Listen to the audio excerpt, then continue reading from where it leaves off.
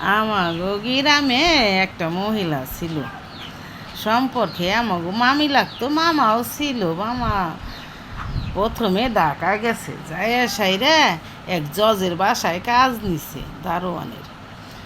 তারপরে আবার মামিরেও নিছে, তার দুই ছেলে মেয়েরেও নিছে। এখন ঢাকা যায় নাম হইল মামার হোসেন আলী, আর ছেলের নাম হইল শফিকুল, আর হলো রফিকুল।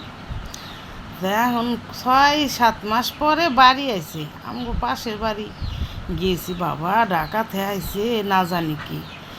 6-7 মাস পরে বাড়ি আইসে ছেলের হাঁটার ভাব ভঙ্গি দেখে আমি জিজ্ঞেস করি, কিরে শফিকুল কেমন আছোস? কয়, আমি শফিকুল না, আমি কফিকুল। ও বাবা এত স্টাইল করে কথা কয়। আমি কই, তো তোর বাপের নামও কি স্টাইল করে পাল্টাই ফেলাইছা? কয়, আমার বাপের নাম আসলে হোসেন আলী, এখন বলিস হোসেন আলী। আমি কই, কি কস তুই? কয়, তুই যদি ঢাকা যাস, আমার নাম তো রিলিয়াপা। ও কয়, রিলিয়াপা?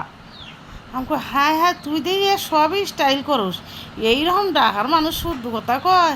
বাবারে বাবা, তোর কথা শুই নে আমি তো এর অবাক হয়ে গেছি। আমার কইতেছে, এই শুন, আজকে 60-এর বার নামকে? হ্যাঁ।